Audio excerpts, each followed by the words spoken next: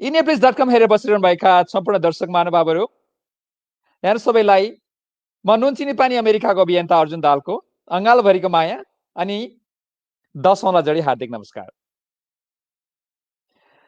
सर्वप्रथम म कार्यक्रमको सुरुवातमै क्षमा चाहन्छु। आज हामीले कार्यक्रम 8:30 मा गर्छौं भनेका थियौं, ठिक 45 मिनेट ढिला 9:15 मा सुरु गरेका छौं। प्राविधिक कमी कमजोरीका कारणले हामीले भनेको समयमा कार्यक्रमको सुरु गर्न सकेनौं। त्यसका लागि म र इनेप्लिस परिवार क्षमा चाहन्छ। आजको कार्यक्रममा मैले नेपालबाट राष्ट्रिय प्रजातन्त्र पार्टीका एकजना केन्द्रीय नेता, झापा क्षेत्र नम्बर 3 का माननीय सांसद राजेन्द्र रिङ्देज्यूलाई बोलाएको छु। हाम्रो आतिथ्यलाई स्वीकार गर्दै, हाम्रो अनुरोधलाई स्वीकार गर्दै उहाँ पनि हामीसँग जोडिसक्नु भएको छ। म धेरै गन्थन नगरिकन माननीयज्यूलाई स्वागत गर्न चाहन्छु। माननीयज्यू, यहाँलाई स्वागत छ। धन्यवाद छ। नमस्कार छ अर्जुनजी। अलिकति प्राविधिक कारणले हामी अलिकति ढिला भएका छौं। दर्शक महानुभावहरू, हामी फेरि एकचोटि म दोस्रो पटक यहाँसँग क्षमा चाहन्छु र माननीयज्यूलाई म अगाडि बढाउनु भन्दा पहिला कार्यक्रमको सुरुवातमा म थोरै कुरा राख्न चाहन्छु। दर्शक महानुभावहरू,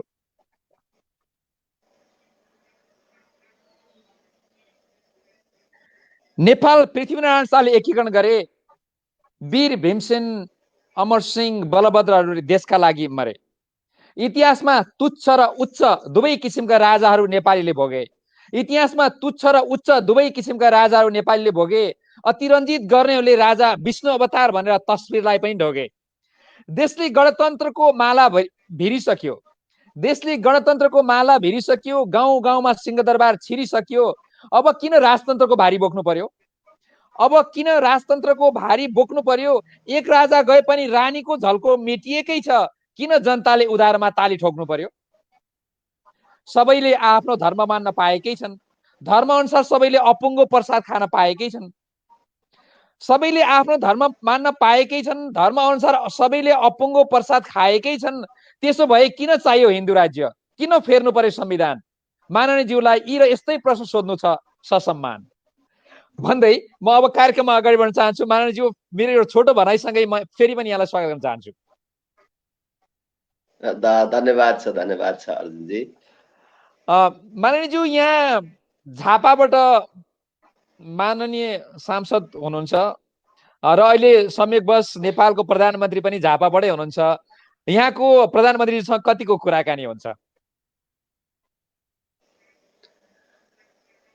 खासै त्यस्तो विशेष सम्बन्ध र कुराकानी छैन। हामीले गएको संसदीय चुनावमा गठबन्धनबाट सँगै चुनाव लडेका थियौं र एकअर्का प्रति हार्दिकता छ। अब मलाई लाग्छ कि उहाँले पनि मलाई राम्रै मान्नुहुन्छ, मैले पनि अब राम्रै व्यक्तिको रूपमा मान्दछु।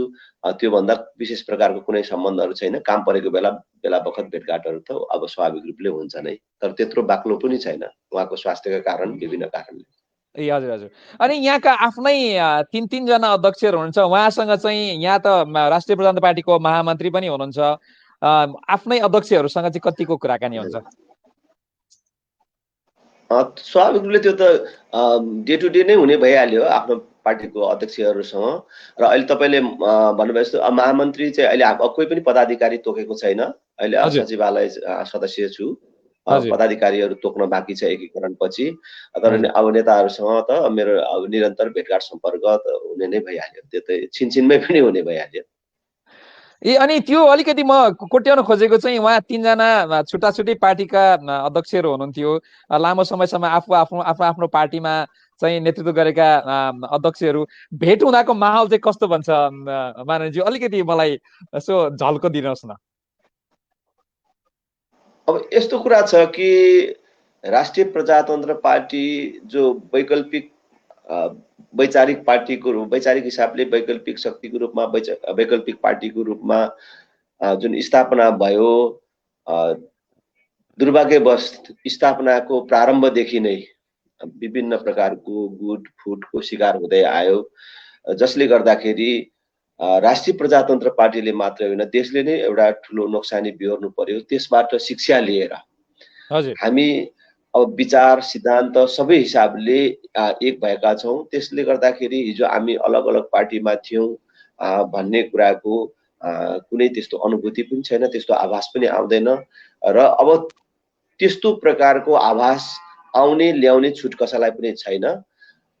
अहिले त्यस प्रकारको तपाईँले आशंका गरे जस्तो अब हेर्दाखेरि अलग देखिने खालका कुनै गतिविधिहरू छैनन्। अर्को कुरा नि माननीयज्यू, यहाँको यो पार्टीको नामसँगै मलाई अलिकति छलफल गर्न मन लागेको चाहिँ राष्ट्रिय प्रजातन्त्र पार्टी जुन नाम छ, खास गरी पञ्चायतमा लामो इतिहास बोकेका राजासँग निकट रहेका नेताहरूले नेतृत्व गर्नुभएको पार्टी छ। त्यतिखेर प्रजातन्त्रलाई दबाउनका लागि नै खुब मेहनत कसरत गर्नुभएका नेताहरू नेतृत्वमा हुनुहुन्छ। नाम चाहिँ प्रजातन्त्र पार्टी राख्दाखेरि कस्तो अलि असजिलो जस्तो लाग्दैन? अलि नमिलो जस्तो लाग्दैन? अहिले प्रजातन्त्र भनेको निश्चित परिभाषाभित्र बाँधिने र कुनै व्यक्ति विशेषले र अथवा कुनै समूह विशेषले मानेको मात्रै प्रजातन्त्र भन्ने कुरा होइन।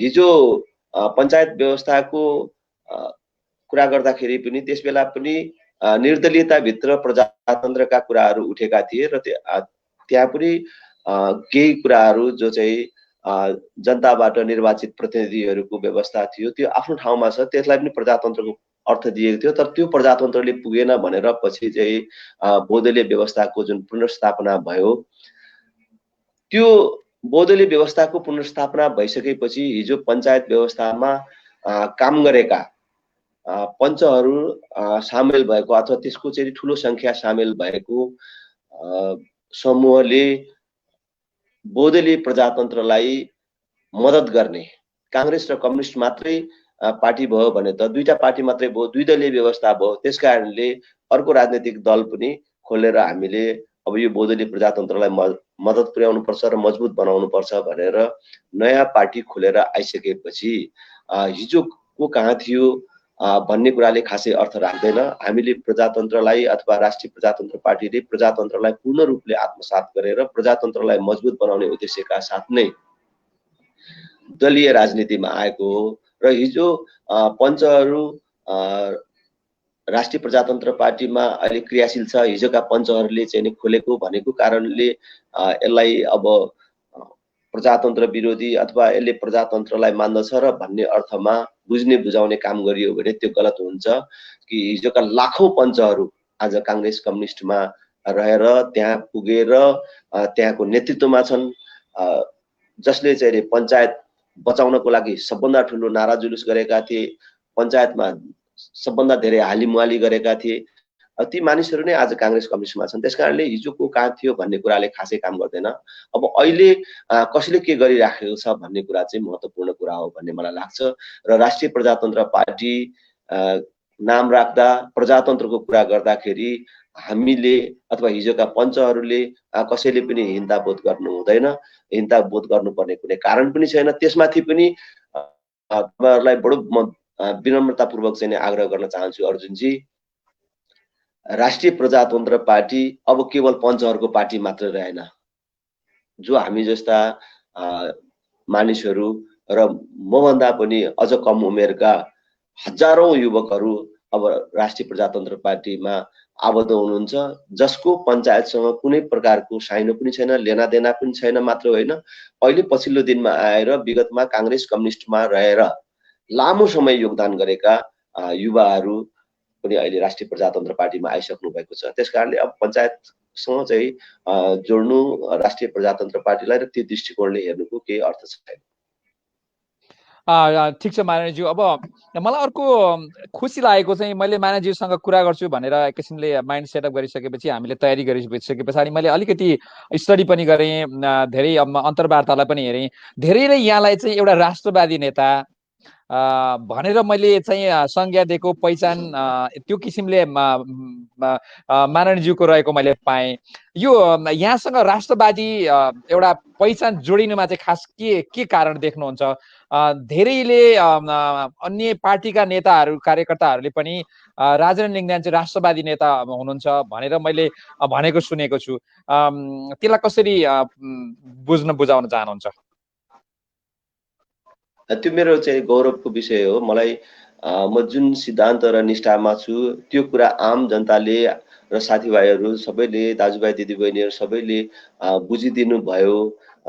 यो मनसा वाचा कर्मणा एउटा देशभक्त मानिस हो, राष्ट्रवादी मानिस हो भनेर बुझिदिनु भयो। त्यो मेरो लागि गौरवको विषय हो र मेरो लागि खुसीको विषय हो।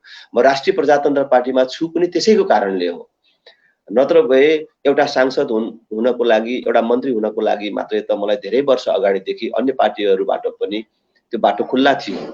अहिले पनि सायद चाहिँ सांसद मन्त्री भइराख्नको लागि मेरो लागि कुनै समस्या थिएन।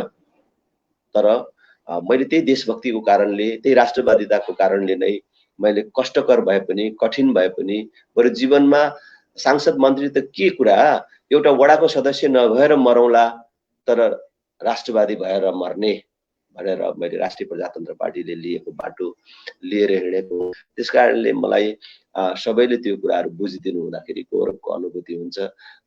मलाई चाहिँ खुसी लाग्छ। धन्यवाद मानिज्यू। मलाई प्रविधिमा साथ दिनु भएको छ ज्ञानेश्वरज्यू। त्यहाँ मैले केही कमेन्टहरू प्रश्नहरू देखेको छु। केही समयपछि प्रश्नहरूलाई पनि अगाडि ल्याइदिनु होला। म अहिले केही मेरा प्रश्नहरू अगाडि अलिकति लान्छु अनि बिचमा यी प्रश्नहरू राखिदिनु होला। अहिले भने म माननीयज्यूलाई अर्को एउटा प्रश्न के गर्न मन लागेको भने, खास गरी यहाँ संसदमा जतिखेर आफ्नो समय मिल्छ त्यो समयमा प्राय जोरदारसँग आफ्ना विचारहरू राख्नुहुन्छ, प्रश्नसँग बुझ्ने गरी राख्नुहुन्छ। ती यहाँका विचारहरू, यहाँले उठाएका मुद्दाहरूमा चाहिँ संसद, सभामुख ज्यूहरू अनि प्रधानमन्त्रीज्यूहरू कतिको ध्यान केन्द्रित भएको देख्नु भएको छ? यहाँका मुद्दाहरूलाई कतिको उहाँहरूले ध्यानपूर्वक सुन्ने अनि छलफलमा लाने गर्नुभएको छ? त्यो अलिकति बताइदिनुहोस् न। अहिलेको संसदमा राष्ट्रिय प्रजातन्त्र पार्टीको जुन उपस्थिति छ अथवा संख्याको हिसाबले, जब म एक्लै मात्रै चाहिँ त्यहाँ उपस्थित छु, निर्णायक रूपमा अङ्कगणितीय हिसाब किताबले त मेरो भूमिका हुँदैन नै है। हजुर हजुर। तर वैचारिक हिसाबले, सैद्धान्तिक हिसाबले हरेक सांसद त्यहाँ चाहिँ उत्तिकै महत्त्वपूर्ण हुन्छन् र उनीहरूका सबै जायज कुराहरू सुनिन्छन्। र मैले पनि देश जनताको बारेमा आवाजविहीनहरूको आवाजहरू जसरी त्यहाँ चाहिँ उठाउँछु, त्यहाँ चाहिँ सुनवाई हुन्छ। र त्यति मात्र होइन,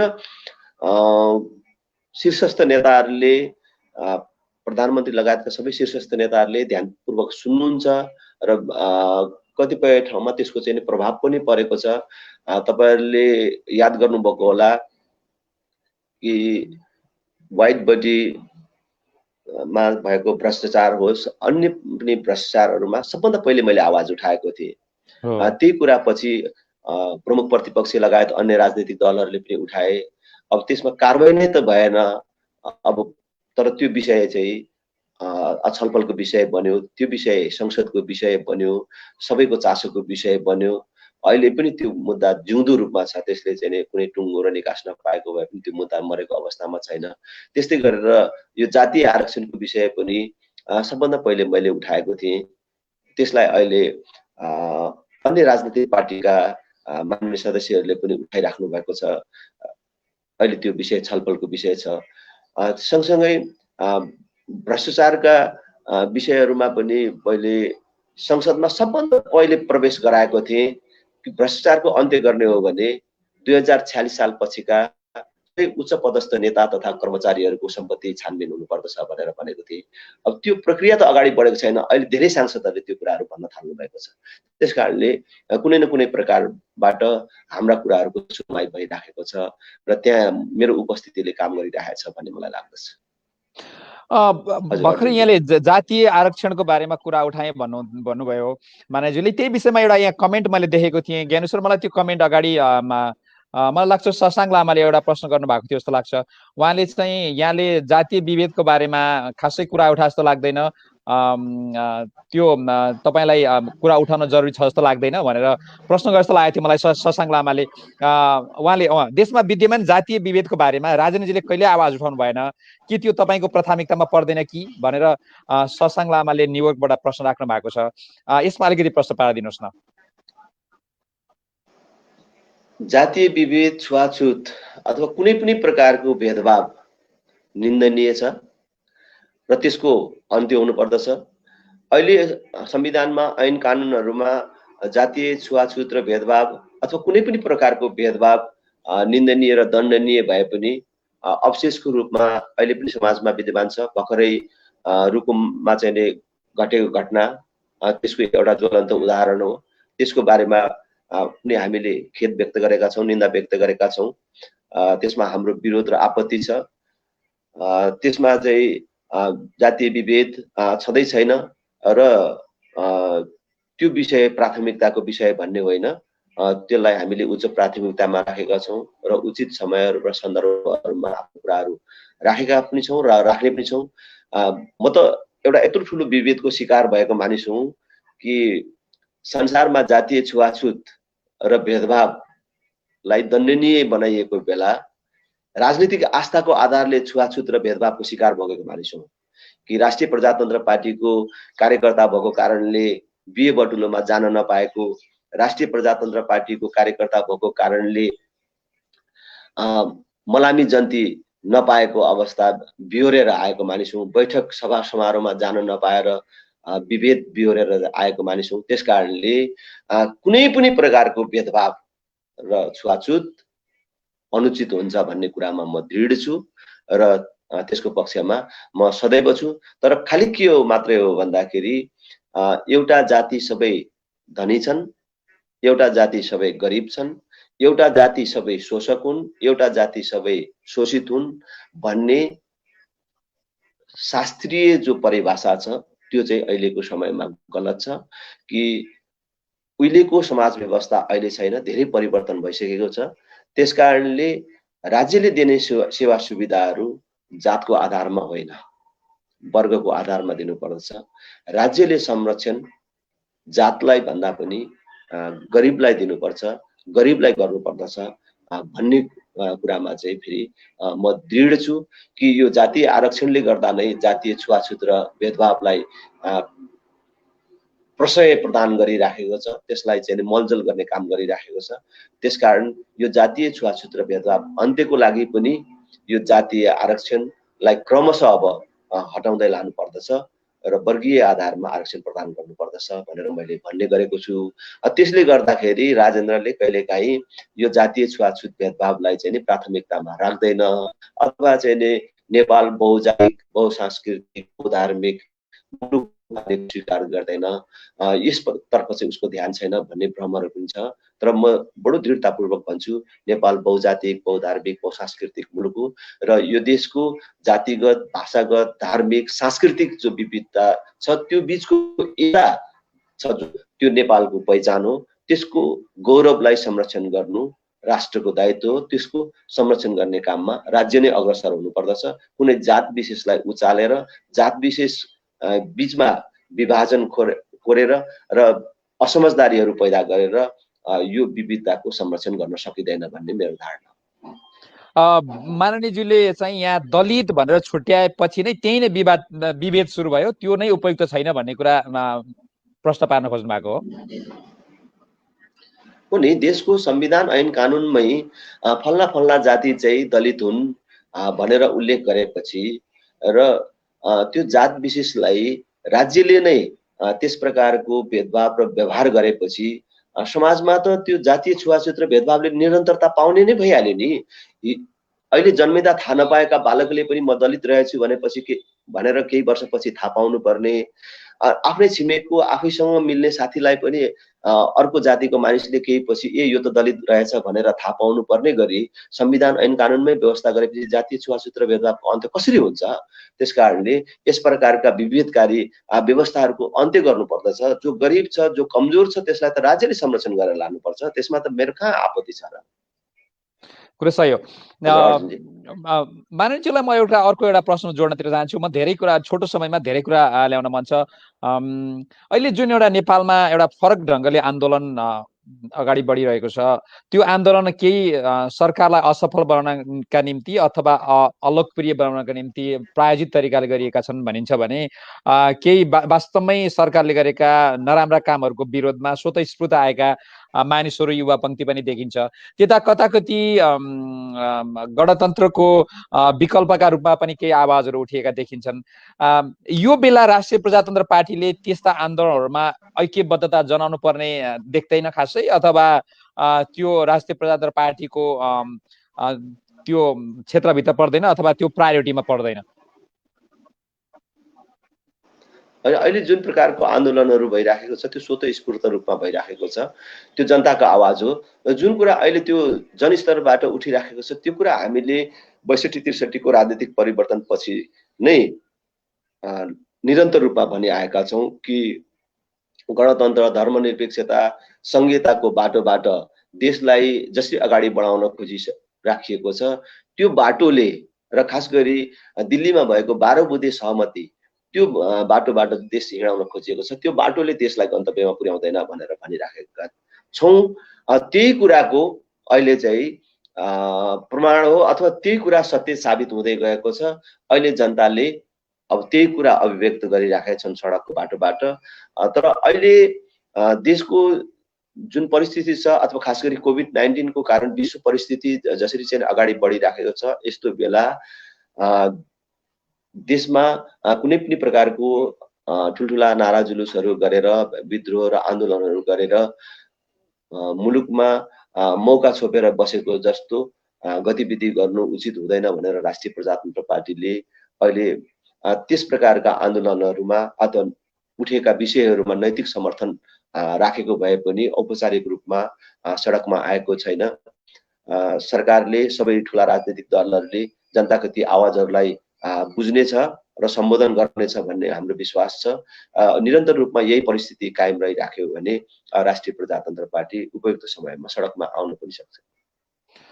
ठिक छ मानवजी, अर्को एकजना मलाई यहाँ प्राविधिक सहयोगी ज्ञानु श्रेष्ठले एकजना दर्शक लाइभ प्रश्न गर्न आउनु भएको खबर गर्नुभएको छ, जानकारी गराउनु भएको छ। ज्ञानु सर, कृपया उहाँलाई माननीय ज्यूसँग प्रत्यक्ष कुराकानी गर्ने परिस्थिति मिलाइदिनुहोस् न।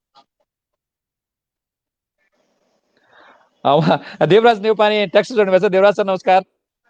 नमस्ते नमस्ते अर्जुनजी अनि मानवजी नमस्कार।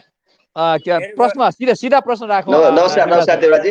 हजुर म झापा म झापा दमकको मान्छे हो। 14 वर्षदेखि अमेरिकामा छु र यहाँ धेरै कुराहरू क्वेसनहरू आजले प्रश्न पनि पार्नु भएको छ। र खास गरी म यो छुवाछुतको बारेमा, जातीय छुवाछुत सँगसँगै यो यहाँले राजनीति छुवाछुतको कुरा पनि जोड्नु, मलाई यो अलिकति घट पनि लाग्यो विषय। म यही विषयमा अलिकति छोटो प्रश्न गर्न चाहन्छु। मान्छु यो हाम्रो नेपाली समाज अत्यन्तै विभाजित भयो है राजनीतिक रूपमा। जस्तो राप्रपा भएको नाताले तपाईँले जुन चाहिँ एउटा संस्कारमा, बिहा वर्तमानमा, मलामीमा समेत समस्या भएको कुरा दर्जाउनु भयो। र अहिले हुँदा एउटै पार्टीभित्र पनि गुट उपगुटको समस्या खाल्ने गर्दाखेरि सबै पार्टीमा यो नेकपामा मात्रै होइन, काङ्ग्रेसमा मात्रै होइन, राप्रपामा हरेकतिर सबै ठाउँमा यो गुट उपगुटको समस्याले गर्दाखेरि पनि यो समस्याहरू चर्किँदै गएको छ। यसरी समाज चाहिँ नै सबै नेपाली एउटै मालामा हुनुपर्नेमा दिन प्रतिदिन समाज यसरी विभाजित हुँदै गएको छ। र यहाँको विचारसँग सबभन्दा पहिला म सहमति पनि राख्न चाहन्छु कि यो जातीय विभेद जुन छ चाहिँ यो दलितको नाममा गरिने जातीय विभेद, यो परापूर्व एउटा सामन्ती परम्परा भनिन्छ, त्यसको चाहिँ कानुनी रूपमा अन्त्य भइसक्दा पनि व्यवहारिक रूपमा अन्त्य भएको छैन। ज्वलन्त उदाहरण नवराज विक लगायतको ग्रुपको सामूहिक हत्या हो, जुन हत्याको विरुद्ध पनि अब सायद यो कोभिडको कारणले होला ज्वलन्त रूपमा आवाज उठे पनि त्यसको सम्बोधन हुन सकेको देखिरहेको छैन हामीले। तर यहाँले जुन विचारहरू प्रष्ट रूपमा राख्नु, म यसप्रति सहमति जनाउन चाहन्छु। र केही सालदेखि अगाडि हुन सक्छ त्यो एउटा यहाँको अन्तर्वार्ता आएको थियो यो माउन्टेन टेलिभिजनमा। त्यसको अन्तर्वार्ता मलाई अत्यन्तै मन परेर मैले यसलाई सेयर पनि गरेको थिएँ। र म यहीँ जोडेर म के भन्न चाहन्छु भने सायद म राप्रपाको मान्छे होइन, मैले जिन्दगीभरि मैले चाहिँ नेपालमा म एउटा राजनीतिक प्राणी थिएँ। मैले चाहिँ प्रजातन्त्रको लागि पञ्चायतको विरुद्धमा सङ्घर्ष गर्दै आफ्नो जिन्दगी बिताएको हो। गणतन्त्र ल्याइसकेर मात्रै म अमेरिका आएको मान्छे हुँ। तथापि के हुनसक्छ भने यो अन्तर्वार्तामा देवराज आयो, यो त राप्रपा पो भयो कि भन्ने मलाई भोलि बात लाग्न सक्छ। हिजै यहाँको अन्तर्वार्ता मैले सेयर गर्दाखेरि पनि केही मान्छेहरूले अलिकति मुख बङ्ग्याएको मैले त्यहाँ होइन कमेन्टहरू, उनीहरूको व्यवहारहरू मैले देखेको थिएँ। मैले केपी ओलीको अथवा प्रधानमन्त्रीलाई कुनै सुझाव दिएँ भने, आलोचना गरेँ भने पनि चाहिँ केही समर्थकहरूले मुख बङ्ग्याउने अवस्था छ। यो खालको सांस्कृतिक रूपमा यो यो यो विषयमा अलिकति म लामो गर्दिनँ, तर यहाँले अलिकति प्रश्न पारिदिनुहोस् कि यहाँले जुन विचार राख्नुभयो यसको त म समर्थक भएँ। यसको मतलब यो होइन कि म राप्रपाको समर्थक, अमेरिका बसेर कुनै पनि राजनीतिक दल होइन नेपालको समर्थक हुनुपर्छ र म नेपालको समर्थक हुँ, नेपाल र नेपालीको उज्जवल भविष्यको कामना गर्न चाहन्छु होइन, त्यहाँको समृद्धिको, त्यहाँको असमानता हटेको देख्न चाहन्छु। म यस्ता नवराज विक जस्ता घटनाहरू कहिल्यै सुन्नु नपरोस् भन्ने चाहन्छु। र यो कुराको एउटा के अरे यहाँ राजनीतिक नेता भएको हुनाले, मेरो जिल्लाको एउटा माननीय जनप्रतिनिधि भएको नाताले यहाँले अलिकति सोल्युसनको रूपमा प्रश्न पार्नुहोस् भन्ने चाहन्छु। र यहाँको विचार राप्रपाको विचार हो कि यहाँको मात्रै व्यक्तिगत विचार हो भन्ने कुरा पनि प्रश्न गर्न चाहन्छु। धन्यवाद। माननीयज्यू। देवराजी, तपाईँलाई धेरै धेरै धन्यवाद। मलाई असाध्यै खुसी पनि लाग्यो कि तपाईँहरूले मलाई याद गरिराख्नु भएको रहेछ कि मैले जुन विचारहरू सार्वजनिक रूपमा राखिराखेको छु त्यसलाई पनि तपाईँहरूले पछ्याइराख्नु भएको रहेछ। मैले जति कुराहरू राखेको छु त्यो राष्ट्रिय प्रजातन्त्र पार्टीको विचार हो, त्यसमा कुनै दुविधा छैन। त्यो राष्ट्रिय प्रजातन्त्र पार्टीको विचार हो। र म धेरै तपाईँको प्रश्न भन्दा पनि तपाईँले मैले विगतमा गरिराखेका क्रियाकलापहरू र व्यक्त गरेका अभिव्यक्तिहरूमा तपाईँले समर्थन जनाउनु भएको छ। त्यसकारणले धेरै धेरै धन्यवाद दिन चाहन्छु।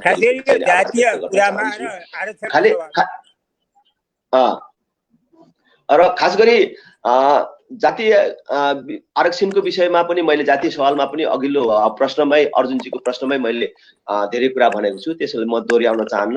खालि के मात्रै देवराजजी मार्फत हामीलाई सुनिराख्नु भएका, हामीलाई हेरिराख्नु भएका सबै दाजुभाइ दिदीबहिनीहरूलाई भन्न चाहन्छु कि हामी नेपाली जनताको दुर्भाग्य र नेपाली जनताको सबभन्दा कमजोरी भनेको के हो भने हामी कुनै बेला कुनै राजनीतिक पार्टीको सदस्य भयौँ, कुनै राजनीतिक पार्टीमा लाग्यौँ, अनि त्यसको कारणले अब त्यसले ठिक गरे पनि बेठिक गरे पनि त्यो पार्टी छोड्न नसक्ने, त्यही पार्टीलाई भोट दिइराख्ने, तर असन्तुष्टि चाहिँ व्यक्त गरिराख्ने, देशमा ठिक भएन भनेर चाहिँ भनिराख्ने, मेरै पार्टीले पनि ठिक गरेन पनि भन्ने, तर आफ्नै पार्टीलाई भोट हालिराख्ने, सघाइराख्ने।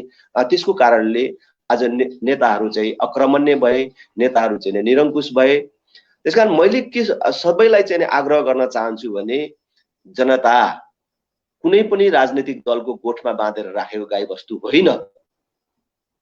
जनता चाहिँ स्वतन्त्र छ। हिजो कुनै राजनीतिक पार्टी एउटा कालक्रममा ठिक देखियो, त्यसले देश र जनताको लागि ठिक गर्छ भन्ने लाग्यो, त्यसकारणले त्यसलाई हामीले सहयोग गर्यौं मात्रै होइन, बलिदानीपूर्ण सङ्घर्षहरूमा चाहिँ साथ दियौं। तर त्यसले आज ठिक गरेन भनेपछि त्यसलाई छोडेर, त्यसलाई हराएर, त्यसलाई कमजोर बनाएर अर्कोलाई जिताएर देखाउने जबसम्म जनतामा त्यो परिवर्तन र त्यो आँट आउँदैन तबसम्म दलहरूले यस प्रकारका अनुचित कार्यहरू गरिराख्छन् अहिले जो देशमा चाहिँ भइराखेको छ।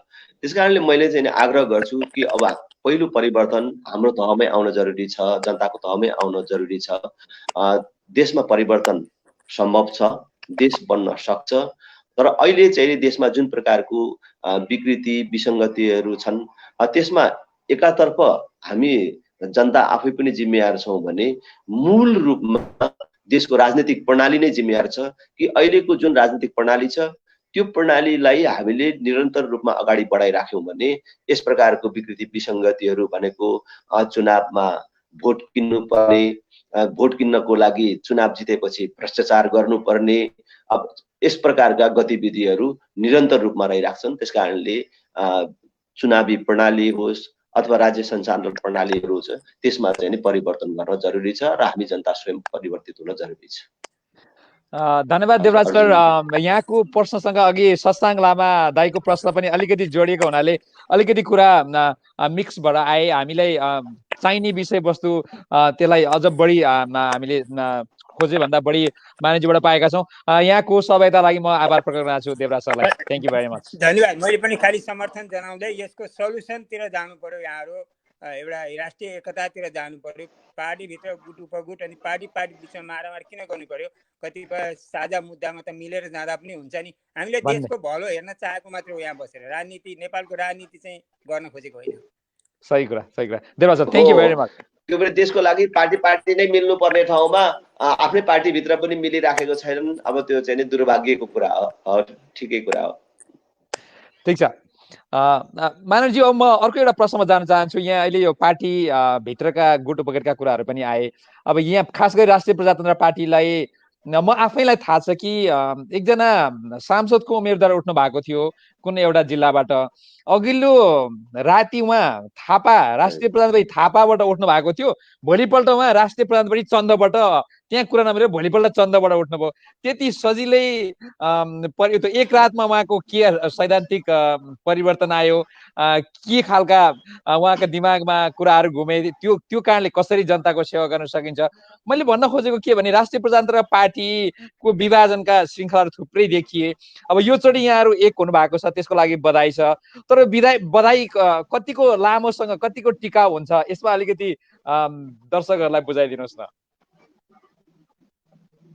अझै कस्तो कुरा हो भनेखेरि चुनावको मुखमा दल परिवर्तन गरेर उम्मेदवार हुने यो दुनियाँमै चलन जस्तै छ। अब त्यो चाहिँ व्यक्तिमा निर्भर रहने कुरा हो। अब राष्ट्रिय प्रजातन्त्र पार्टी थापा र चन्द पहिले अलग अलग रूपमै पार्टी स्थापना भएको थियो। स्थापनामै अलग अलग रूपमा दुईटा पार्टीको रूपमा राष्ट्रिय प्रजातन्त्र पार्टी स्थापना भएको थियो। त्यस कारणले अब थापाबाट उम्मेदवार बनेर आएको मानिसलाई चन्दमा उम्मेदवार हुँदाखेरि उपयुक्त हुन्छ भनेर चन्दबाट उठ्नुभयो होला उठ्ने बेलामा। त्यस्तो कुरा त राप्रपा थापा चन्दको कुरा मात्रै होइन, काङ्ग्रेसको उम्मेदवार हुन भनेर हिँडेको मान्छे उम्मेदवार नपाएपछि कम्युनिस्टबाट उम्मेदवार भएर जितेर गएका पनि छन्। कम्युनिस्टबाट उम्मेदवार हुने भनेका मानिसहरू उम्मेदवार हुने बेलामा उम्मेदवारी नपाएपछि फेरि अर्को पार्टीबाट उम्मेदवार भएर जितेर गएका पनि छन्। अब हाम्रो अहिलेकै संसदमा पनि धेरै त्यस्तो साथीहरू हुनुहुन्छ जसले आफ्नो पार्टीबाट टिकट पाउने भनेर प्रचार प्रसार गरेर भोट माग्दै हिँडे, उठ्ने बेलामा अथवा नोमिनेसन गर्ने बेलामा उम्मेदवारी नपाएपछि स्वतन्त्र उठेर जितेर फेरि त्यही पार्टीमा बसेको अथवा विभिन्न ढङ्गले काम गरिराखेको साथीहरू पनि हुनुहुन्छ। त्यस कारणले अब त्यो चाहिँ व्यक्तिको कुरा भयो। र अब जबसम्म हाम्रो चाहिँ नि पार्टी एकताको कुरा गर्नुहुन्छ, कति दिन टिक्ने, अब के हुने भन्ने कुरा मैले अघि सुरुमै तपाईसँग कुरा गर्दाखेरि भनेको छु कि हामीले टुटफुटको लामो इतिहास चाहिँ कायम गर्यौं। जहिले पनि मानिसहरूले सोद्धाखेरि तिमीहरू कहिले फुट्छौ अथवा कहिले मिल्छौ यस्तो कुराहरू सोध्ने कुरा र यस्तै कुराको मात्रै जवाफ दिएर हिँड्नुपर्ने परिस्थितिहरू बन्यो। हाम्रो फुटको कारणले हामी मात्रै कमजोर भएनौँ, राष्ट्रिय प्रजातन्त्र पार्टी मात्रै कमजोर भएन, यसको नेताहरू मात्रै कमजोर हुनु भएन, देश र धर्मले दुःख पायो। मैले अस्ति पार्टी एकीकरणको बेला पनि भने धोका त कहाँ हामीलाई मात्रै भयो, धोका कहाँ तपाईहरूलाई मात्रै भयो, धोका त देश र धर्मलाई भयो। किनभने राष्ट्रिय प्रजातन्त्र पार्टी नफुटेको भए, राष्ट्रिय प्रजातन्त्र पार्टी जस्तो पार्टी बलियो भएको भए सायद आज देशमा गणतन्त्र, धर्मनिरपेक्षता, संघीयता नआउन पनि सक्थ्यो।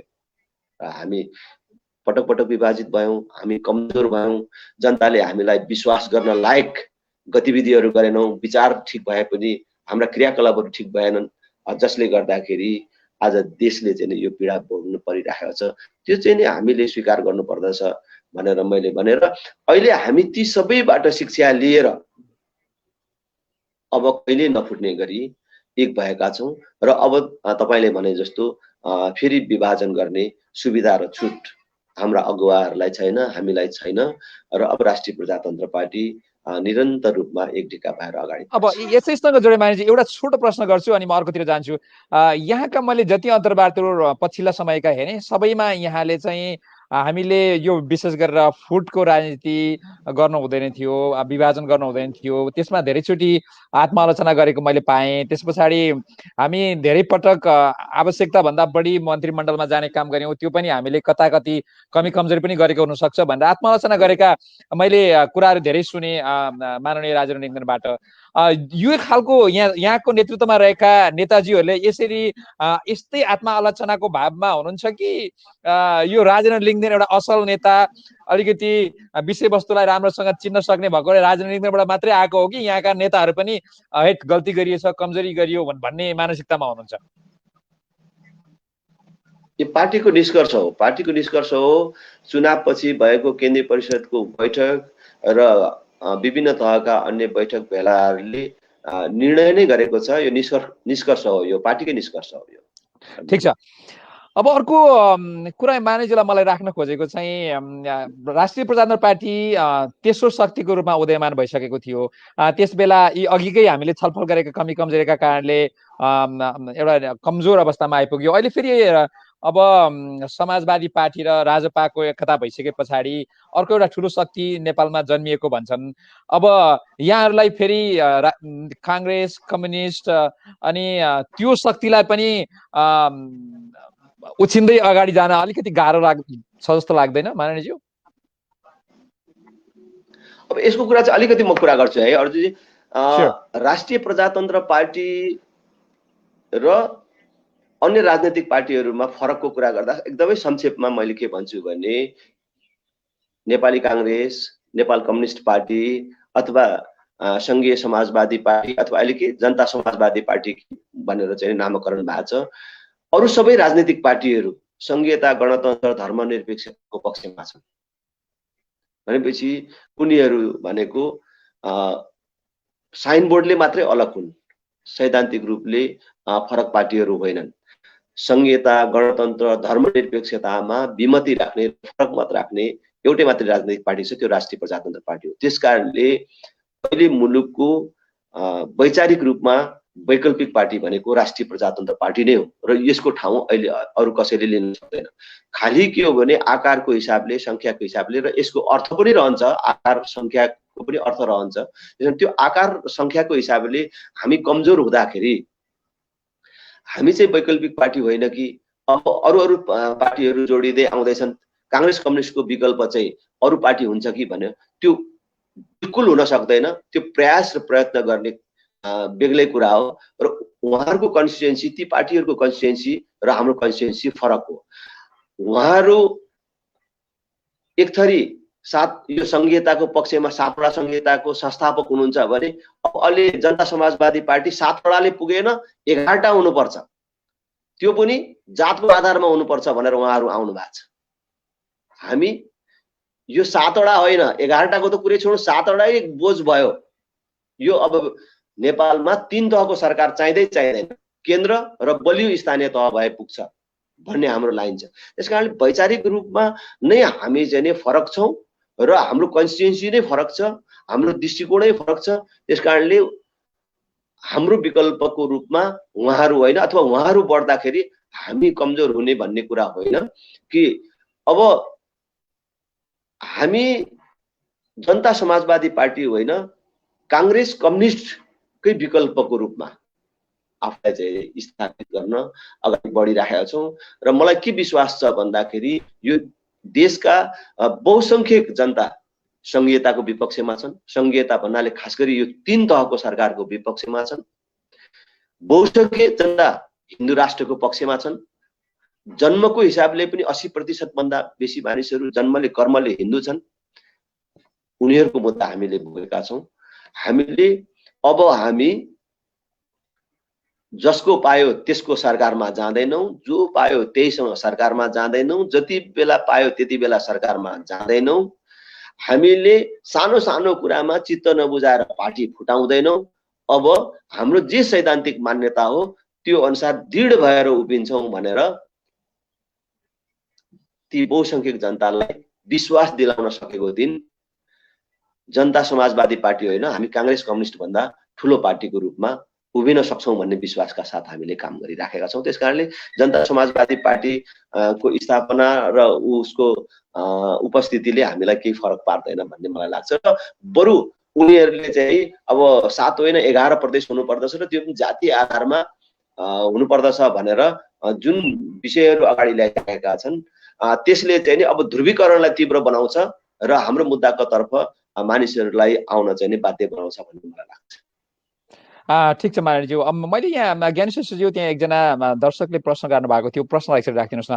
राजश्रेष्ठले प्रश्न राख्नु भएको छ, देशमा व्याप्त खुला भ्रष्टाचार उन्मूलन गर्न, देशको ढुकुटीमा माफिया तन्त्रको अन्त्य गर्न र सामान्य एवं क्रमिक रूपमा देशको विकास गर्न यहाँ र यहाँको दलको रोडम्याप के छ भनेर सोध्नु भएको छ। यसको उत्तर राखिदिनुहोस् न माननीयज्यू प्लिज।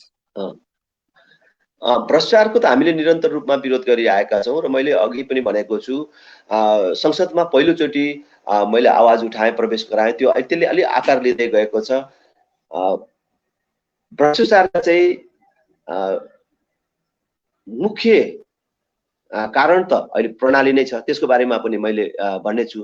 तर अहिले भइराखेकै व्यवस्थामा पनि हामीले सुधार गर्न सकिने कुराहरू के हो भन्दाखेरि मुख्यत भ्रष्टाचारको अन्त्य माथिबाट हुनु पर्यो, तलबाट होइन। अहिले चाहिँ नि अख्तियारले खुद्रा मसिना कामहरू गरिरहेछ। खर्दार सुब्बाहरूलाई कारबाही गरेर भ्रष्टाचार नियन्त्रणमा चाहिँ हामीले यति काम गर्यौं भनेर उसले तथ्याङ्कहरू पेश गरिरहेछ। अब भ्रष्टाचार त खर्दार सुब्बाले गर्छ भने पनि कारबाही त गर्नै पर्यो। तर सबभन्दा ठुलो भ्रष्टाचार त अहिले नीतिगत भ्रष्टाचार, माथिल्लो तहमा हुने भ्रष्टाचार चाहिँ भयावह छ। त्यसकारणले हामीले अथवा मैले के भनेको छु भने 2046 सालपछि, फेरि 2046 सालपछि भन्दाखेरि त्योभन्दा अगाडिकोलाई किन नगर्ने पनि साथीहरूले कहीँ कहीँ प्रश्नहरू उठाउनु भएको छ। त्योभन्दा अगाडिकोलाई गर्दा पनि हुन्छ। तर अहिलेको हिसाबले हामीले हेर्दाखेरि, छलफल गरेर हेर्दा 2046 भन्दा अगाडिको नेतृत्व तहमा बसेका अधिकांश मानिसहरूको मृत्यु भइसकेको र जो मान्छे 2046 सालपछि पनि अहिले पनि जीवित छ र राजनीतिमा क्रियाशील छ भने ऊ विभिन्न चाहिँ पार्टीमा बसेर उच्च पदस्थ पदमा पुगिसकेको छ। त्यसकारणले मैले के भनेको छु भने 2046 सालपछिका सबै उच्च पदस्थ नेता कर्मचारीहरूको सम्पत्ति छानबिन हुनुपर्दछ। अख्तियारलाई मन्त्री परिषदले गरेका नीतिगत निर्णयहरूको बारेमा पनि कारबाही गर्ने छुट दिनुपर्दछ, त्यसलाई अधिकार र जिम्मेवारी दिनुपर्दछ भनेर हामीले यो कुराहरू राखेका छौँ र यसलाई निरन्तर रूपमा हामीले अगाडि बढाइराख्छौँ। र अहिले वास्तवमा भइराखेको भ्रष्टाचारलाई नियन्त्रण गर्नको लागि सबभन्दा पहिले उच्च पदस्थ नेतृत्वहरूलाई नै यसको दायराभित्र ल्याउनु पर्दछ, कारबाहीको दायराभित्र। तपाईँ हेर्नुहोस् न, अहिले अख्तियारले मन्त्री परिषदले गरेका निर्णयहरूलाई हेर्न नपाउने, अख्तियारमा नियुक्ति हुँदाखेरि पनि राजनीतिक भागभण्डाको आधारमा नियुक्ति हुने, न्यायालयमा नियुक्ति हुँदा पनि भागभण्डाको आधारमा हुने, सर्वोच्चको न्यायाधीश नियुक्ति हुँदाखेरि सर्वोच्चको प्रधान न्यायाधीश अनि सत्तापक्ष प्रमुख प्रतिपक्षले भाग लगाएर आफ्नो दलको कार्यकर्तालाई न्यायाधीशमा नियुक्ति गर्ने। यता अख्तियारमा पनि सत्तापक्ष र प्रमुख प्रतिपक्ष बसेर सत्तापक्षले अलि बेसी र प्रमुख आयुक्त अनि प्रमुख प्रतिपक्षले चाहिँ एउटा सदस्य नियुक्त गर्छ। यसरी भागभण्डाबाट नियुक्त भएका मानिसहरूले भ्रष्टाचार कसरी नियन्त्रण गर्छन्, देशमा न्याय कसरी दिन्छ, यो चाहिँ प्रणालीगतै त्रुटि छ। त्यसकारण यसमा पनि सुधार हुनुपर्दछ र मूल रूपमा यो भ्रष्टाचारको लागि उच्च पदस्थहरूलाई अख्तियारको दायराभित्र, अख्तियारको कारबाही गर्ने क्षेत्रभित्र चाहिँ ल्याउनु पर्दछ। अनि त्यसैले भ्रष्टाचार नियन्त्रण हुन्छ। भ्रष्टाचार नियन्त्रण गर्नको लागि नेताहरूलाई नै सुधार्नुपर्छ र त्यसको लागि अहिलेको राजनीतिक प्रणालीमा पनि सुधार गर्नुपर्छ। जस्तै निर्वाचन जुन प्रणाली छ, तपाईको हामी जस्ता केही मानिसहरू अपवादको रूपमा चुनाव जितेर आएका छौँ, तर अहिले चुनावमा खर्च गर्न नसक्ने मानिसहरू चुनावै जित्न नसक्ने अवस्था छ। चुनावमा खर्च गर्नुपर्ने, भोट किन्नुपर्ने, अनि भोट किनेपछि फेरि अर्को सालको अर्को चुनावको लागि फेरि चाहिँ उहाँ गएर बटुल्नु पर्ने, यस प्रकारको चाहिँ अहिले व्यवस्था छ। त्यसकारणले मैले के भनेको छु भन्दाखेरि यो अहिले हाम्रो पार्टीले निर्णय गरेको छ, तर चाहिँ यसलाई व्यापक रूपमा ल्याइराखेको छैन र आगामी दिनमा यसलाई हामीले व्यापक बनाउँछौँ। हामीले के भनेको छौँ भन्दाखेरि भ्रष्टाचार नियन्त्रण गर्न, देशमा स्थायित्व ल्याउनको लागि चाहिँ राष्ट्र प्रमुखको रूपमा, अभिभावकीय रूपमा राजा, जनताबाट प्रत्यक्ष निर्वाचित प्रधानमन्त्री र संसद पूर्ण समानुपातिक यो हुनुपर्छ। यो भयो भने चुनावमा खर्च गर्ने, अन्धाधुन्द मतदातालाई किन्ने र चुनावमा पैसाले प्रभाव पार्ने यो सिलसिलाको अन्त्य हुन्छ। अब कतिपय साथीहरूले फेरि के बुझ्नुहुन्छ भने हामीले संसदलाई पूर्ण समानुपातिक बनाउने भन्यो भने त अहिलेको समानुपातिकै देखिराखिएको छ, अनि त्यस्तो भयो भने त झन् किनबेच हुन्छ। अहिलेको समानुपातिकमा किनबेच किन हुन्छ भने प्रत्यक्षतर्फ उठ्ने मानिसले चुनावमा खर्च गर्नुपर्ने, करोडौं पैसा जुटाउनु पर्ने, अरबौं खर्च गर्नुपर्ने भएपछि अब पार्टीको नेताले के गर्ने भो, ल तपाईँ 5 करोड मलाई दिनुहोस्, पार्टीलाई सहयोग गर्नुहोस्, किनभने अरू उम्मेदवारलाई पनि बाँड्नु पर्यो, आफूले पनि खर्च गर्नु पर्यो। अनि त्यसलाई त्यही व्यापारीलाई 5 करोड, ल तपाईँले 5 करोड दियो भने तपाईँलाई समानुपातिकमा राखिदिन्छु भनेपछि चुनाव आउनुभन्दा अगाडि नै समानुपातिकको सिट बेच्ने। त्यसकारणले कुनै आस्था, कुनै विश्वास नभएका व्यापारीहरूलाई अथवा कुनै दृष्टिकोण नभएका मानिसहरूलाई केवल पैसाको भरमा समानुपातिक सिटहरू चुनावभन्दा अगाडि नै बेच्ने प्रचलन चाहिँ नै अहिलेको प्रणालीले गर्दाखेरि भएको छ। त्यसकारणले समानुपातिक यस्तो हुनु पर्यो कि देशै एउटा निर्वाचन क्षेत्र हुन्छ। पार्टीले कस्तो विचार सिद्धान्त अगाडि सार्छ, मानिसले विचार सिद्धान्तलाई, पार्टीको घोषणापत्रलाई मत दिन्छन् र अब सांसदहरूको काम चाहिँ बाटो बनाउने होइन, उनीहरूले ऐन कानुनहरू बनाउने, नीति नियमहरू बनाउने, उनीहरूले चाहिँ नि विधेयकहरूमाथि चाहिँ नि छलफल गर्ने, राम्रा राम्रा विधेयकहरू ल्याउने काममा मात्रै सीमित हुने र जनताबाट प्रत्यक्ष निर्वाचित प्रधानमन्त्रीले आफ्नो अनुकूल सरकार बनाएर 5 वर्ष सरकार चलाउने यो व्यवस्था अब ल्याउनु पर्छ र यो व्यवस्था, यो प्रणालीबाट मात्र यो भ्रष्टाचारको अन्त्य पनि हुन्छ र देशमा जुन प्रकारको अस्थिरता छ त्यसको पनि अन्त्य हुन्छ भन्ने हाम्रो दृष्टिकोण छ यो भ्रष्टाचारको विषयमा कुरा गर्दाखेरि। ठीक छ माननीयजी, अहिले म माननीय सांसद राजेन्द्र लिङ्गदेनसँग बोल्दैछु, जो राष्ट्रिय प्रजातन्त्र पार्टीको केन्द्रीय नेता हुनुहुन्छ, एकजना प्रखर नेता हुनुहुन्छ।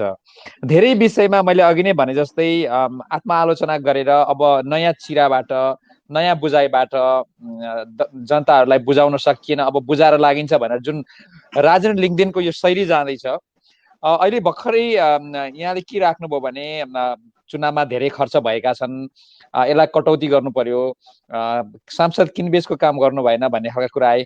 यो विषयमा यहाँका नेताहरूले पहिला गरे कि गरेनन्, अनि त्यस्ता विषयमा खर्च गरे कि गरेनन्, त्यो विषयमा पनि आत्मआलोचित गर्न तयार छ राप्रपा?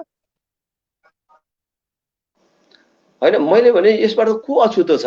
त्यसैले भनेको प्रणालीले नै, अब घटी बेसीको कुरा होला, प्रणालीले नै कस्तो हो भन्दाखेरि चुनावमा खर्च नगरिकन, भोट नकिनिकन नहुने। मैले त अहिलेसम्म दुनियाँमा सबभन्दा ठुलो ढाँटेको कुरा, मैले संसदमा छिर्दाखेरि मैले मानेको थिइनँ कि जुन चुनावको खर्च विवरण पेश गर्ने कुरामा 25 लाख भन्दा चाहिँ बेसी खर्च गर्न नपाउने भन्ने सीमा तोकेको थियो।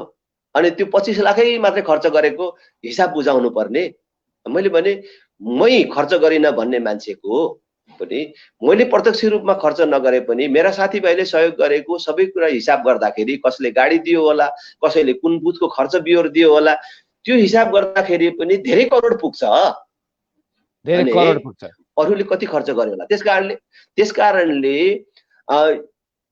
यो यस्तो प्रणाली हो कि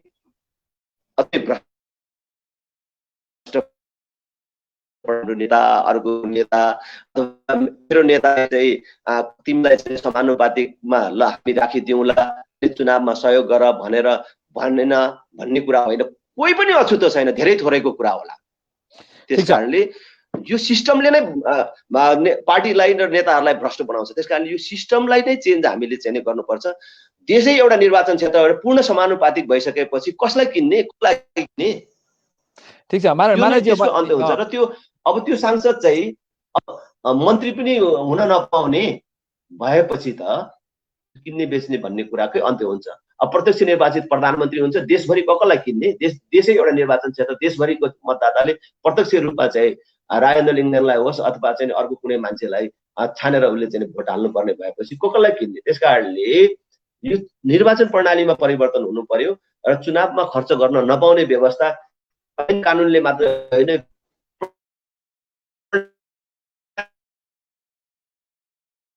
यो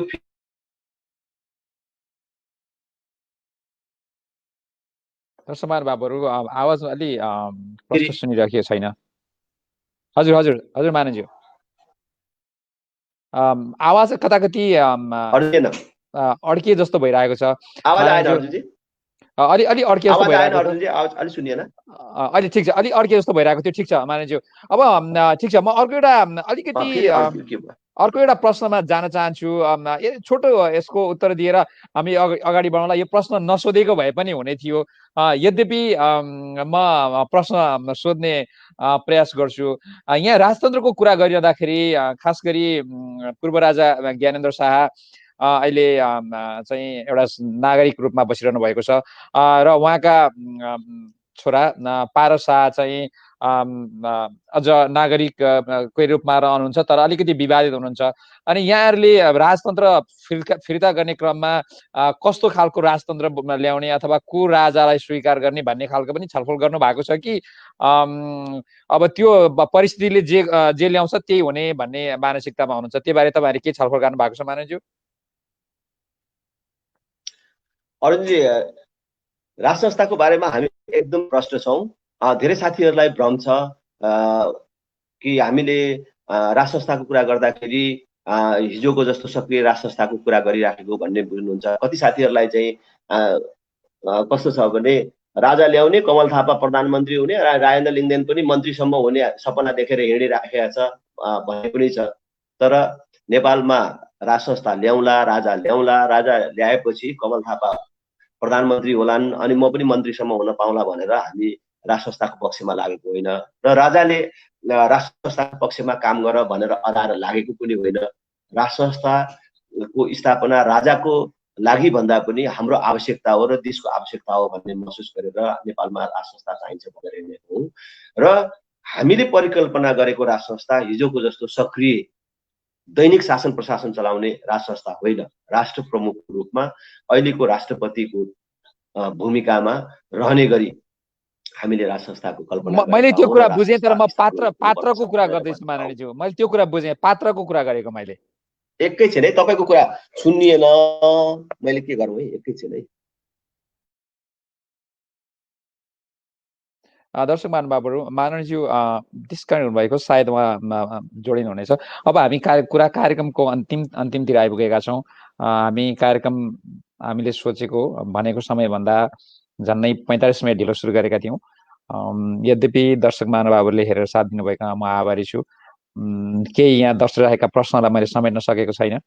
म अरू एक दुईवटा विषय उठाउँछु र कार्यक्रमलाई बिट मार्छु भन्ने सोचमा छु। यति हुँदाहुँदै पनि माननीयज्यू हामीबाट डिस्कनेक्ट हुनुभएको छ। म आशा गर्छु प्रविधिमा सहयोग गर्नुहुने ज्ञानु श्रेष्ठजीले उहाँलाई फेरि सम्पर्कमा ल्याउनुहुनेछ। दर्शक महानुभावहरू, यो बिचमा मैले पर्खिरहँदाखेरि मैले सुरुमा दर्शक महानुभावहरूले सुन्नुभयो कि सुन्नु भएन, मैले एउटा सानो मेरो आफ्नो तर्फबाट कुरा राखेको थिएँ।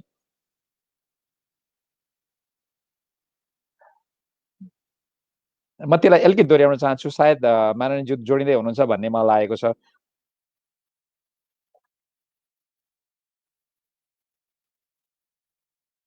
म यहाँ ज्ञानु श्रेष्ठको केही प्रतिक्रिया आउँछ कि भनेर म आशा गरिरहेको छु। सायद उहाँ कनेक्सन गरिरहनु भएको होला। म त्यसलाई दोहोऱ्याउन चाहन्छु। नेपाल पृथ्वीनारायण शाहले एकीकरण गरे, वीर भीमसेन अमरसिंह बलभद्रहरूले देशका लागि मरे, इतिहासमा तुच्छ र उच्च दुवै किसिमका राजाहरू नेपालीले भोगे, अतिरञ्जित गर्नेहरूले राजा विष्णु अवतार भनेर तस्बिरलाई नै ढोगे। देशले गणतन्त्रको माला भिरिसक्यो, गाउँ गाउँमा सिंहदरबार छिरिसक्यो, अब किन राजतन्त्रको भारी बोक्नु पर्यो? एक राजा गए पनि रानीको झल्को मेटिएकै छ, किन जनताले उधारमा ताली ठोक्नु पर्यो? सबैले आफ्नो धर्म मान्न पाएकै छन्, धर्म अनुसार सबैले अपुङ्गो प्रसाद खाएकै छन्। त्यसो भए किन चाहियो हिन्दू राज्य, किन फेर्नु पर्यो संविधान? माननीयजीलाई यस्तै प्रश्न सोध्नेछु ससम्मान भनेर मैले कार्यक्रम सुरु गरेको थिएँ। तर केही प्रश्न त गरियो, केही छलफल भयो, तर फेरि हामीले भने जस्तो गरेर टुङ्ग्याउन पाइरहेका छैनौँ। म अझै केही समय प्रतीक्षा गर्छु।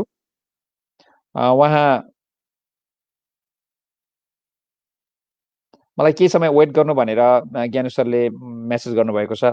म केही समय वेट गर्छु।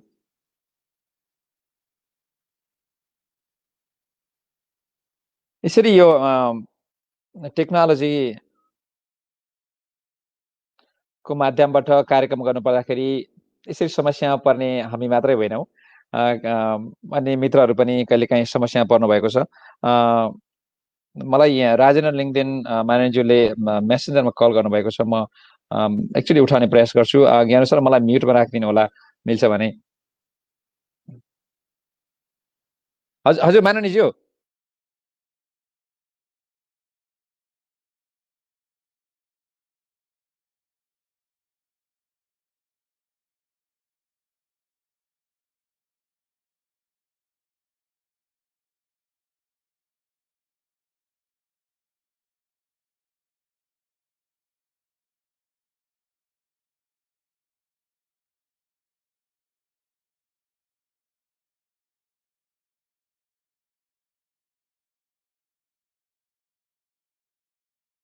ज्ञानेश्वर, उहाँले तपाईँलाई पर्खिरहेको कुरा मलाई जानकारी दिनुभएको छ। ज्ञानेश्वर, कृपया उहाँलाई रुममा राखिदिनु होला। उहाँ चाहिँ म स्टुडियोमा आइसकेको छु भन्नुभएको छ। मलाई लाग्छ उहाँ फरक लिङ्कबाट आउनुभएको हुनुपर्छ। त्यस कारणले अझै हामी जोडिन सकिरहेका छैनौँ। दर्शक महानुभावहरू, उहाँ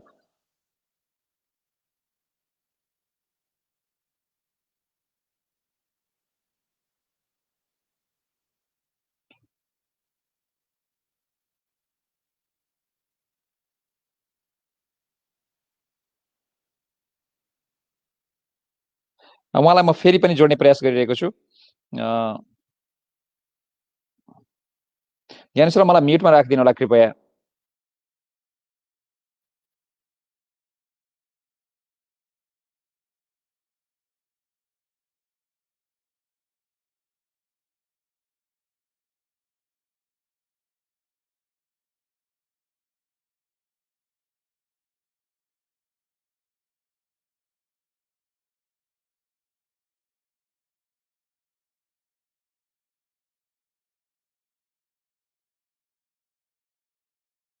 को कार्यक्रम अलिकति प्राविधिक कमजोरी का बावजुद पनि हामीले लगभग अन्ततिर ल्याइपुगेका छौँ।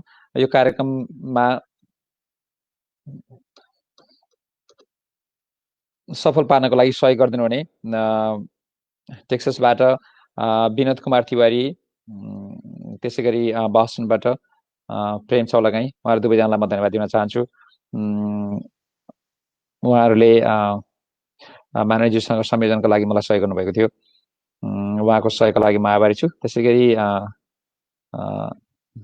साह्रो गाह्रो दुःख सुखमा हामी सँगसँगै रहने मेरा प्रिय ज्ञानी श्रेष्ठ सरलाई पनि म धन्यवाद दिन चाहन्छु।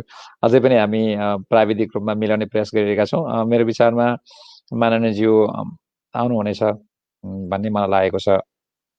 हामीले लगभग 57 मिनट बोलिसकेछौँ। समय पनि अमेरिकाको पूर्वीय समय 10:13 गएको छ। निकै रात परेको छ, ढिला भएको छ। तर नेपालमा भने भर्खर उज्यालो भएको हुनाले म आशा गर्छु दर्शक महानुभावहरू त्यहाँबाट जोडिनुहुनेछ।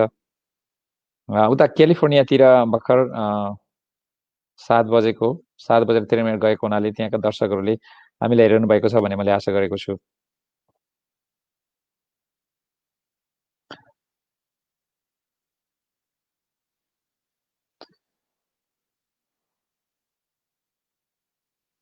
दर्शक महानुभावहरू, अर्को हप्ताको कार्यक्रमलाई अलिक फरक र विशेष बनाउने मैले प्रयास गरेको छु। त्यो बारेमा यहाँलाई म छिट्टै जानकारी गराउनेछु। त्यो अलिक फरक प्रकृतिको र एउटा रमाइलो कार्यक्रम हुन्छ भन्ने लागेको छु। म अझै पनि माननीयजी जोडिनुहुन्छ कि भनेर प्रतीक्षा गरिरहेको छु।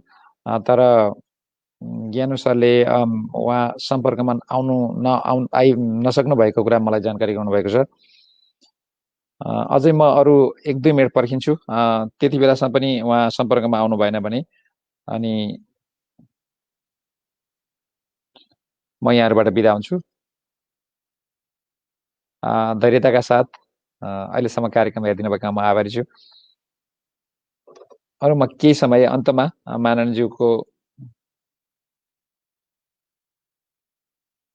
मानवज्यूलाई म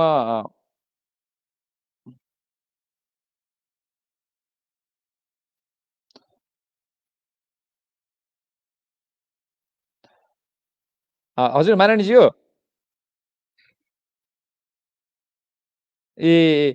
त्यो अघि मैले इमेलमा जुन सेन्ड गरेको थिएँ त्यो लिङ्क त्यहाँ छैन। अहिले मैले पठाएको छु, अघि जुन पठाएको छु त्यसैले काम गर्छ। अघि जुन इमेलमा मैले पठाएको छु त्यसैले काम गर्छ।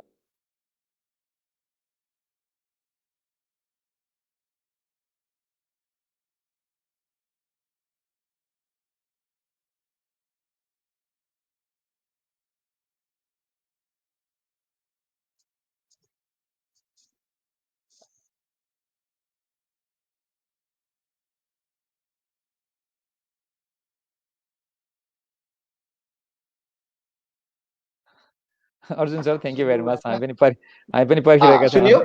ल माननीज्यू अहिले सुनियो। खुसी लाग्यो। अब यो कहिलेकाहीँ यो प्रविधिले अलिकति धोका दिन्छ। ल अब यहाँको आगमनसँगै एकदम कडा प्रश्न पनि यहाँ आइरहेको ठ्याक्कै देखिरहेको छु मैले। ठुटे राजाहरूको अन्त्य राज संस्था पुनर्स्थापना कहिलेसम्म हुन्छ होला भनेर चाहिँ डाक्टर मधु के श्रेष्ठले प्रश्न गर्नु भएको छ। यो प्रश्नको उत्तर अलिकति राखिदिनु होला, त्यस पछाडि हामी लगभग भेट मार्छौँ माननीयज्यू। यहाँ मधु के श्रेष्ठले नियोगबाट ठुटे राजाहरूको अन्त्य र राज संस्था पुनर्स्थापना कहिलेसम्म हुन्छ होला भनेर राख्नु भएको छ। यसलाई अलिकति छोटकरीमा राखिदिनु होला माननीयज्यू कृपया। यसमा होइन, यसमा मेरो लामो केही कुरा छैन। यो अब साथीहरूको चाहिँ भावनाको कुरा हो। हामी त निरन्तर रूपमा लागिराखेकै छौँ। अब उपयुक्त समयमा, खास गरी मैले अघि नै भने नि, जनतालाई हामीले ठिक ढङ्गले बुझाउन सकेको दिन र जनतालाई ठिक ढङ्गले सङ्गठित गर्न सकेको दिन यो असम्भव छैन। अब यो चाँडै हुन सक्छ। तर त्यसको लागि अब खास गरी अब राष्ट्रिय प्रजातन्त्र पार्टी नै हामी नै अब विशेष तयारी भएर हामीले आफूलाई सङ्गठित गरेर ठिक ढङ्गले नेतृत्व दिन सक्नुपर्ने अब त्यो जरुरत पनि छ। अब हामी आफ्नो हिसाबले मेहनत पनि गरिरहेका छौँ र यो असम्भव छैन र यो टाढो पनि छैन भन्ने मलाई लाग्छ। ल ठिक छ। अब यहाँ अर्को एउटा प्रश्न आएछ। यो प्रश्न पनि महत्त्वपूर्ण जस्तो लाग्छ मलाई। सृजन ताम्राकारले प्रश्न राख्नु भएको छ भर्जिनियाबाट, एक्चुअली बाल्टिमोर मेरिल्यान्डबाट। देशका प्राय सबै दलहरूका रोलक्रमका 10 शीर्ष नेता उहिलेदेखिको पालो कोरेर बसेकाहरू छन् र प्राय ती सबै विभिन्न जनआरोपहरूले पनि धेरै बदनाम छन्। अब यस्तो अवस्थामा देशका युवाहरूले अवसर र अग्रगामी छलाङ लगाउने आधार के हुन्छ? कि अबको सशक्त आन्दोलन सबै युवा नेताहरूले आफ्नै दलमा भित्र गर्नुपर्ने हो कि नत्र भने त अबको 50 वर्षसम्म पनि उहीकै राजनैतिक सिन्डिकेट भित्रको चर्खामा अल्झिरहने पक्का भयो भन्नुभएको छ। यसमा केही प्रतिक्रिया छ माननीयज्यू? यसमा चाहिँ म आफैले पनि केही दिन अगाडि पनि भनेको थिएँ र अहिले पनि भन्छु कि देशमा अहिले अघि मैले भने जस्तो प्रणाली मात्रै असफल भएको छैन है। प्रणालीले त काम गरेन, प्रणाली त असफल भइसक्यो नै। तर प्रणाली मात्रै असफल भएको छैन कि अहिले देशको राजनीतिक नेतृत्व गरिराखेको एउटा पुस्ता नै असफल भइसक्यो। अघिल्लो पुस्ता नै असफल प्रमाणित भइसकेको छ।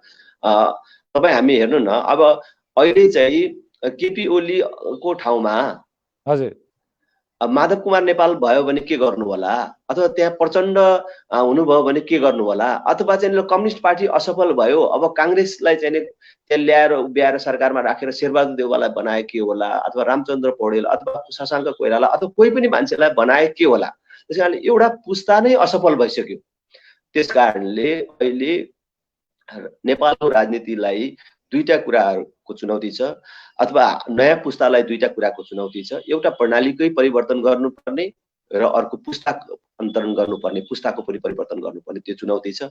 र त्यसलाई अब आउने पुस्ताले सामना गर्ने र अब मेरो पुस्तामा त्यो अघिल्लो पुस्ताको बिमार चाहिँ संक्रमण हुन नदिने लडाइँ चाहिँ लड्नुपर्ने छ। अब त्यसको लागि चाहिँ लागिराखेका छौँ र मैले सबै नयाँ पुस्ताको साथीहरूलाई आह्वान पनि गरिराखेका छु। एकजना बुद्धि मुक्तानले एउटा प्रश्न गर्नु भएको छ। देश जुन विकासको गतिमा जानु पर्दो थियो त्यो गतिमा गएको छैन। तपाईँ संसदमा धेरै महत्त्वपूर्ण सवालहरू उठाउनु हुँदै उठाएको कुनै कुरा मागहरू पुरा भएको देखिँदैन। के यो सब एक सांसद भएर हो या सत्ता पक्षले वास्ता नगरेको हो भन्नु भएको छ? यसलाई अलिकति राखिदिनुहोस् न, त्यसपछि हामी बिदा हुन्छौँ। अब अहिले चाहिँ मैले उठाएका कतिपय कुराहरू उठाइसकेपछि केही न केही मात्रामा सम्बोधन त भएको छ, तर स्वतः हुनुपर्ने कामहरू पनि भएको छैन। अब अहिले देशमा कुनै प्रणालीले पनि काम गरेको छैन। विकास निर्माणको कुराहरूमा पनि आवश्यकता र प्राथमिकताहरू ठिक ढङ्गले सरकारले छुट्याउन सकेको छैन। यत्र तत्र सर्वत्र चाहिँ नि पहुँच, प्रभाव र चाहिँ व्यक्तिगत लाभलाई हिसाब गरेर योजनाहरू विनियोजन हुने त्यस प्रकारका कामहरू भइरहेको छ, जसले गर्दाखेरि विकास निर्माणले पनि एउटा काम दिन सकेको छैन। भ्रष्टाचार झन झन झन बलियो चाहिँ बन्दै गएको छ। अब यो सबैको अन्त्यको लागि संसदमा मैले चाहिँ आवाज उठाइराखेको छु। अब तपाईँहरू सबैले सुन्नु भएको छ।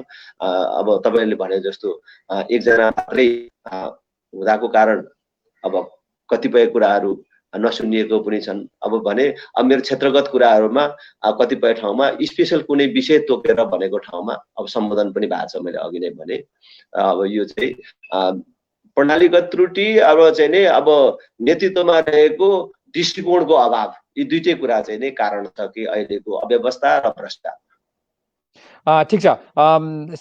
अलिकति अब अन्तमा सीमा विवादको बारेमा यहाँहरूको पार्टीको दृष्टिकोण र अहिले केपी ओली सरकारले गरेको जुन नक्सा सार्वजनिक गरेको छ त्यसको त्यो राम्रो कामको सबैले प्रशंसा गर्नुभयो, यहाँले पनि एकपल्ट जनाउनु भयो।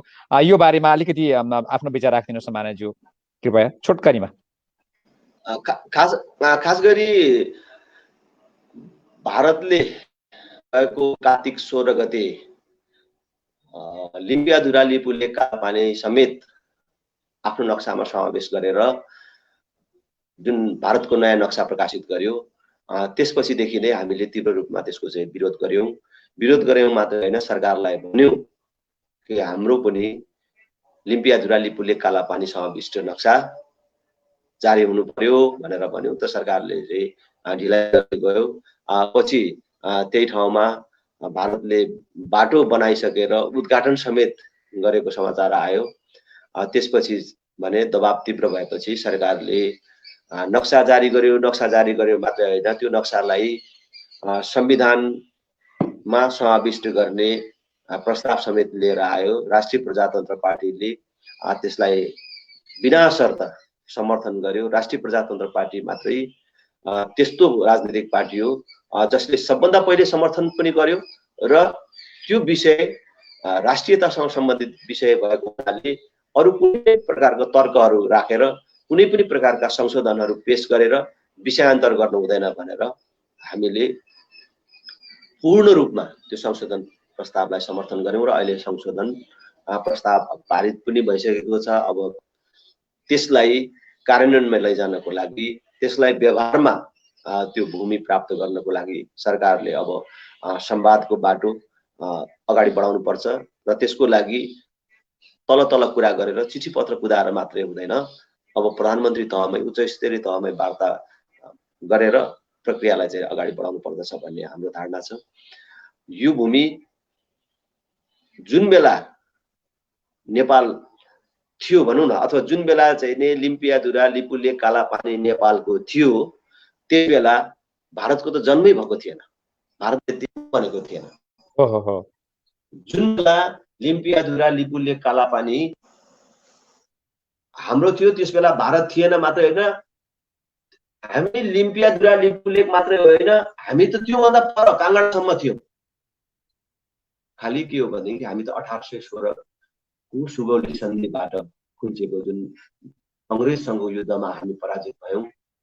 पराजित भएपछि अङ्ग्रेजले निर्धारण गरेको सीमा त्यो मान्न चाहिँ हामी बाध्य भएका हौँ र अहिले हामी पनि त्यहीसम्म मात्रै गरिराखेका छौँ। तर भारतले त्यो कुरा पनि मान्दैन भने उसले त सुगौलीको सन्धि मान्दिन भन्नुपर्ने अवस्था आउँछ। सुगौलीको सन्धि मान्दिन भन्नु भनेको त काङ्गडासम्म पश्चिममा र पूर्वमा टिस्टासम्म छोड्छु भन्नु, त्यो मूर्खता भारतले गर्दैन भन्ने मलाई चाहिँ नि लाग्छ। त्यो गल्ती भारतले गर्दैन भन्ने मलाई लाग्छ। त्यो कुरा मैले संसदमा पनि भनेको छु र मैले सरकारलाई पनि सुझाव दिएको छु। ठिक ढङ्गले भन्नु पर्यो। भारतले सुगौली सन्धि मान्ने कि नमान्ने? सुगौली सन्धि नमान्ने हो भने त हामी धेरै परसम्म जानुपर्ने हुन्छ, किनभने भारतले त्यो गल्ती गर्दैन र भारतले लिम्पियाधुरा लिपुले काला पानीबाट आफूलाई पछाडि हटाउँछ भन्ने हाम्रो विश्वास छ र त्यही हिसाबले हामीले यो सरकारलाई समर्थन र सहयोग पनि गरिरहेको छौँ यो विषयमा र सरकारले छिटो आफ्नो काम कुराहरू अगाडि बढाओस्, वार्ता अगाडि बढाओस्, प्रक्रियाहरू अगाडि बढाओस् भन्ने पनि फेरि पनि चाहिँ हामी आग्रह गर्न चाहन्छौँ र सीमाको विषयमा हामी सदैव सबै राजनीतिक शक्तिहरू एक ठाउँ हुनुपर्दछ भन्ने कुरामा दृढ छौँ र हामी निरन्तर रूपमा हाम्रो अडानमा रहिरहेको छौँ। ल, धन्यवाद माननीयज्यू। यहाँको अमूल्य समयको लागि हामी अलिकति लामै कुरा गऱ्यौँ। गर्नुपर्ने कुराहरू अझै थुप्रै छन्। अलिकति प्राविधिक रूपमा पनि अलि हाम्रो कुराकानी छोटो मिठो हुन सकेन। यसका लागि फेरि पनि दर्शकहरूमा महानुभावहरूसँग म क्षमा चाहन्छु र फेरि अर्को पटक यस्तै मौका जुराएर माननीयज्यूलाई ल्याएर हामी फेरि एकपटक मिठो कुराकानी गर्नेछौँ भनेर म भन्दै गर्दा एउटा प्रश्न यहाँ राखिएको छ। मैले प्रश्न एकचोटि पढ्न चाहन्छु। नेपालमा संवैधानिक राजतन्त्र सहितको बहुदलीय प्रजातन्त्र नै नेपालको धर्म, संस्कार, भौगोलिक अवस्था र आर्थिक अवस्थाले यो 40औं हजार श्री 8 महाराजलाई पालेर भिख मागेर यी भ्रष्टाचारीलाई देशले थेग्न नसकेर देश फैलेर भइसक्यो, फेलुवर भइसक्यो भन्नुभयो होला। अर्थमन्त्रीले तलब खुवाउन नसक्ने भनेपछि कहिलेसम्म नेपालीको रगत पसिनामा हामीले यो मुलुकले धान्न नसक्ने गरी बुढो गोरुले गाडा ताने चाहिँ गरेर 40औं हजार यिनका परिवार नेपाली जनताले पाल्नको लागि विदेशबाट रेमिटेन्स पठाएर पाल्ने हो भन्नुभएको थियो। यो विषयमा अघि नै मानवजीले भनिसक्नु भएको छ। हामी बुझाउँदै जान्छौँ, जुन बेला जनताले बुझ्छन् त्यही बेला परिवर्तन हुन्छ भन्नुभएको छ। सायद त्यही होला। अन्तमा सम्पूर्ण दर्शक महानुभावहरूलाई, देश विदेशबाट यी नेप्लेज हेर्नुभएका दर्शक महानुभावहरूलाई के भन्न चाहनुहुन्छ माननीयज्यू अन्तमा? आज खास गरी हामी यो संवादमा रहँदाखेरि प्रवासमा रहनुभएका दाजुभाइ दिदीबहिनीहरूसँग हामी जोडिराखेका छौँ। अर्जुनजीले पनि भनिसक्नुभयो, प्राविधिक कमजोरीका कारण सबैसँग प्रत्यक्ष संवादमा चाहिँ जोडिन पाएनौँ। त्यसमा दुःख व्यक्त गर्दछु र खुसी यस मानेमा व्यक्त गर्दछु कि अर्जुनजीहरूले हामी सबैलाई जोडिने केही क्षण भए पनि कुरा गर्ने मौका दिनुभयो। त्यसको लागि धेरै धेरै धन्यवाद दिन चाहन्छु। तपाईँहरू प्रवासमा रहेर पनि मैले के भनेछु भने म भूगोलको नेपालमा छु, तपाईँहरू भावनाको नेपालमा हुनुहुन्छ। त्यहाँबाट पनि देशलाई जुन माया गरिराख्नु भएको छ, यहाँको बारेमा चिन्ता लिइराख्नु भएको छ, त्यसको लागि धेरै धेरै धन्यवाद तथा आभार व्यक्त गर्न चाहन्छु। तपाईँहरूको भावना, तपाईँहरूको सल्लाह सुझावलाई सधैँ सिलुपर राखेर हामी अगाडि बढ्नेछौँ र आगामी दिनमा फेरि उपयुक्त समयमा तपाईँहरूसँग संवादमा जोडिने नै छु। मलाई मौका दिनुहुने आयोजक साथीहरू र सुनिदिनुहुने, हेरिदिनुहुने सबैप्रति धन्यवाद तथा आभार व्यक्त गर्दछु। धेरै धेरै शुभ सन्ध्या होइन त, शुभरात्रि। हाम्रो शुभरात्रि। धेरै धेरै आभारी छु माननीय राजेन्द्र लिङ्गदेनज्यूसँग र दर्शक महानुभावहरू यहाँहरूसँग पनि म आभारी छु। फेरि अर्को हप्ता अर्का विशेष अतिथिका साथ उपस्थित हुनेछु। प्राविधिक कमी कमजोरीका बावजुद पनि हामीसँग अहिलेसम्म रहिदिनु भएकोमा आभार प्रकट गर्दै बिदा हुन चाहन्छु र माननीयज्यूलाई पनि म आभार प्रकट गर्न चाहन्छु। नमस्ते। अन्तमा प्रविधिमा सहयोग गर्नुहुने प्रिय ज्ञानु श्रेष्ठ र आजको यो कार्यक्रमलाई संयोजन गर्न सहयोग गर्नुहुने विनोद कुमार तिवारी र प्रेम चौलागाई दुवैजनालाई धन्यवाद दिन चाहन्छु। नमस्कार।